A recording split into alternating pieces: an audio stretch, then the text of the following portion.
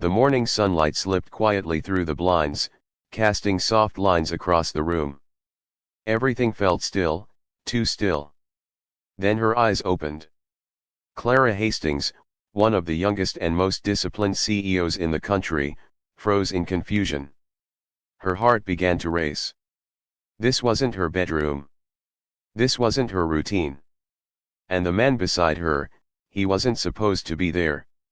In that one fragile moment, everything she thought she controlled, her image, her reputation, her life, felt like it was about to shatter. But what happened next, no one in the company could have ever predicted.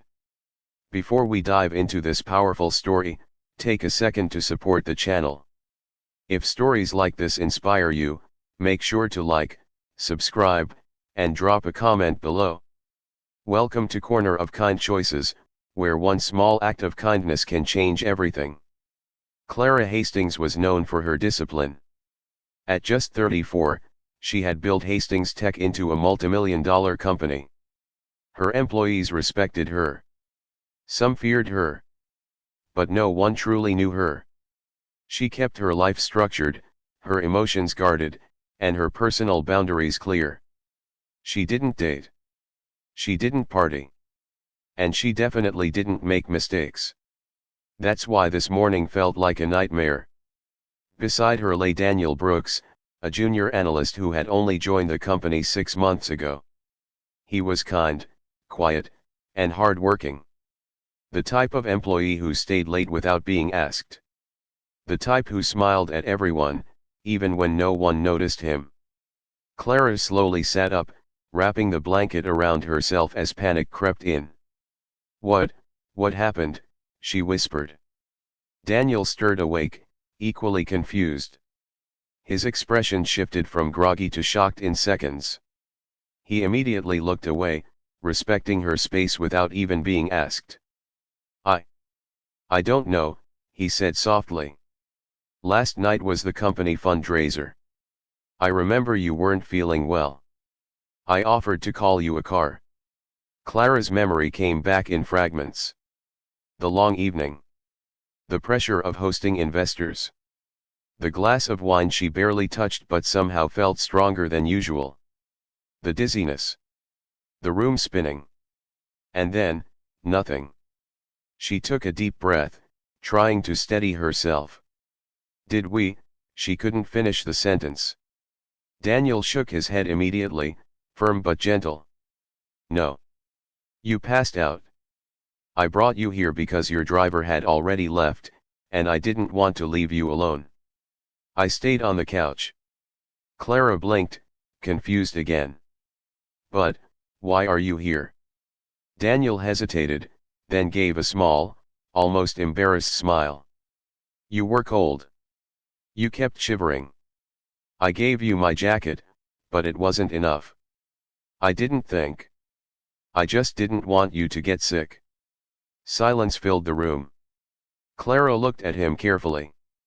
There was no arrogance in his voice. No hidden intention. Just quiet sincerity. For the first time in years, she felt something unfamiliar. Vulnerability. Later that day, rumors spread like wildfire. Someone had seen Daniel leaving the apartment building early that morning. Someone else noticed Clara arriving late to the office, unusually quiet. By noon, whispers had turned into assumptions. By afternoon, assumptions turned into gossip. "Did you hear about the CEO and the analyst? I always thought something was off. This could ruin the company." Clara sat in her office, staring at her desk. Every instinct in her told her to shut it down. Fire Daniel. Protect the company. Protect herself. That's what the old Clara would have done. But something about that morning wouldn't let her. Instead of fear, she remembered kindness. A young employee who stayed not for gain, but out of concern. Someone who could have taken advantage of the situation, but didn't. Someone who chose integrity when no one was watching. That mattered. At 3 p.m., Clara made an unexpected decision. She called for an all-staff meeting. The entire company gathered, tension thick in the air. People exchanged nervous glances, waiting for the storm. Clara stepped onto the stage, calm but serious. "I'm aware of the rumors circulating today," she began. The room fell silent. She could have denied everything. She could have hidden behind corporate language. But she didn't. "Last night, I wasn't feeling well. An employee helped me when I needed it. That's the truth." She paused, scanning the room. "And instead of recognizing kindness, we turned it into gossip." A few heads dropped. Clara continued, her voice softer now. "We talk a lot about company values. Integrity. Respect. Teamwork. But those values mean nothing if we don't live them, especially when it's uncomfortable." She turned slightly, gesturing toward the back. "Daniel, would you come up here?" The room shifted as Daniel slowly walked forward, unsure and uneasy. Clara looked at him, not as a CEO but as a human being. "You showed kindness without expecting anything in return," she said. "You protected someone's dignity when it would have been easier not to." She took a breath. "That's leadership." The room was completely still now. "I want everyone here to understand something," Clara added. "Titles don't define character. Actions do." And then she did something no one expected. She thanked him. Not privately. Not quietly. But openly, in front of the entire company. The impact was immediate. The gossip stopped. But more importantly, something changed.